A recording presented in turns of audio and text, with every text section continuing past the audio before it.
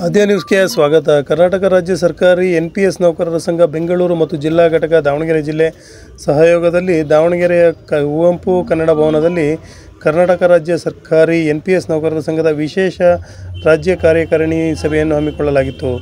ಈ ಸಭೆಯಲ್ಲಿ ಸಿದ್ದಪ್ಪ ಸಂಗಣ್ಣನವರ್ ರಾಜ್ಯ ಪ್ರಧಾನ ಕಾರ್ಯದರ್ಶಿಗಳು ಮಾತನಾಡಿದರು. ಸಭೆಯಲ್ಲಿ ದಾವಣಗೆರೆಯ ಜಿಲ್ಲಾಧ್ಯಕ್ಷರಾದ JB ಶಿವಕುಮಾರ್, ಚಂದ್ರಕಾಂತ ತಳವಾರ್, ವಿಜಯ, ಖಜಾಂಚಿಯಾದ ದಯಾನಂದ, ಉಪಾಧ್ಯಕ್ಷರಾದ ಬಸವರಾಜ್ HM, ರಾಜ್ಯ ಮಾಧ್ಯಮ ಪ್ರತಿನಿಧಿಯಾದ ರಮೇಶ್ M, ಪ್ರಕಾಶ್ ನಾಯಕ್, ದೇವರಾಜು, ಸದಾಶಿವ ಕಂಬಾಳೆ, ಸಂತೋಷ್, ಮಾದೇಶ್ ವರ್ಮ, ರಾಜ್ಯದ ಎಲ್ಲ ಜಿಲ್ಲಾಧ್ಯಕ್ಷರುಗಳು ಭಾಗವಹಿಸಿದ್ದರು. ಆದ್ಯ ನ್ಯೂಸ್ನೊಂದಿಗೆ ಸತೀಶ್ ಪವಾರ್, ದಾವಣಗೆರೆಯಿಂದ. ಇವತ್ತೊಂದು ರಾಷ್ಟ್ರೀಯ ಪಕ್ಷ ತನ್ನ ಚುನಾವಣಾ ಪ್ರಣಾಳಿಕೆಯಲ್ಲಿ 6ನೇ ಬೇಡಿಕೆಯಾಗಿ ನಮ್ಮ ಸರ್ಕಾರ ಬಂದ ನಂತರ NPS ಅನ್ನು ರದ್ದುಪಡಿಸ್ತೀವಿ, OPS ಅನ್ನು ಜಾರಿಗೊಳಿಸ್ತೀವಿ ಅಂತಕ್ಕಂಥ ಭರವಸೆ ನೀಡಿತು.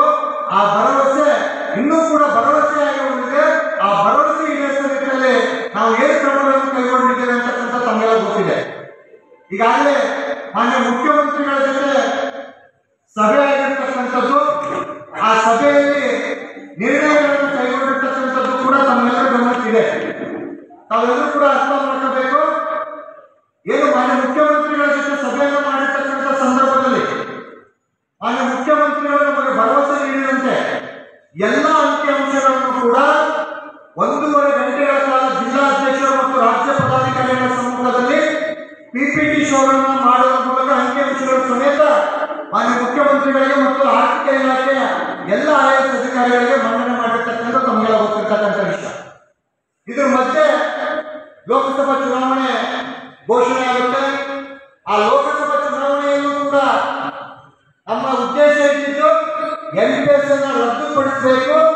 ನೀವು ಏನು ಮಾತು ಕೊಟ್ಟಿದ್ದೀರಿ ಆ ಮಾತಿಗೆ ಬದ್ಧವಾಗಿ ಸರ್ಕಾರ ನಡ್ಕೋಬೇಕಂತಕ್ಕಂಥ ಒತ್ತಡವನ್ನು ಸಾಕಷ್ಟು ಬಾರಿ ಅಧಿಕೃತವಾಗಿ ಮಾನ್ಯ ಮುಖ್ಯಮಂತ್ರಿಗಳ ಜೊತೆ ಸಭೆ ಆಗಿರ್ತಕ್ಕಂಥದ್ದು.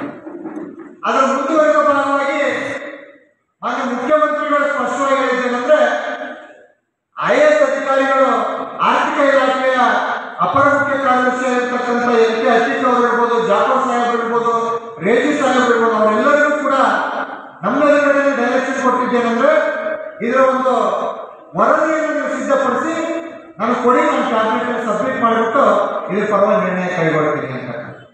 ಇರ್ತಕ್ಕಂಥ 34 ಜನರು ಕೂಡ ಕ್ಯಾಬಿನೆಟ್ ದರ್ಜೆ ಸಚಿವರಿಗೆ ನಾವು ಪ್ರತ್ಯೇಕವಾಗಿ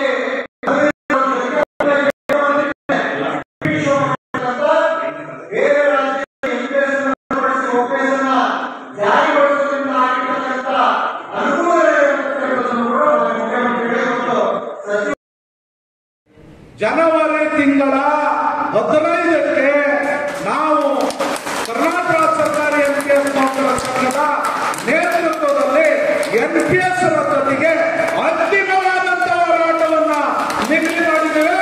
ಈ ಹೋರಾಟದ ನೇತೃತ್ವ ಕರ್ನಾಟಕ ರಾಜ್ಯ ಸರ್ಕಾರಿ NPS ನೌಕರರ ಸಂಘದ್ದು, ಅದರ ಪದಾಧಿಕಾರಿಗಳದ್ದು ಮತ್ತು NPS ನೌಕರರದ್ದು, ಮತ್ತೆ ಜೊತೆಗೆ ವಿವಿಧ ಎಲ್ಲ ಸಂಘಟನೆಗಳನ್ನ ರಾಜ್ಯ ಸರ್ಕಾರಿ ನೌಕರರ ಸಂಘವು ಸೇರಿದಂತೆ ನಮ್ಮ ಬೆಂಬಲದ ತಂಡವನ್ನು ಗೆಲ್ಲಿಸಿಕೊಳ್ಳುವ ಮೂಲಕ ಈ ಹೋರಾಟಕ್ಕೆ ದೊಡ್ಡ ಮಟ್ಟದಲ್ಲಿ ನಮ್ಮ ಕುಟುಂಬ, ನಮ್ಮೆಲ್ಲ ಸ್ನೇಹಿತರೊಂದಿಗೆ ನಾವು ಸೇರಿ ಆ ಹೋರಾಟವನ್ನು ಗೆಲ್ಲಿಸಿಕೊಳ್ಳುವ ಮೂಲಕ ನಾವು ಮುಂದಿನ ಬಜೆಟ್ ಅವಧಿಯ ಒಳಗಡೆ NPS ಇಂದ OPS ಹೋಗುವ ನಿಟ್ಟಿನಲ್ಲಿ ನಾವು ನೀವೆಲ್ಲರೂ ಇವತ್ತಿನ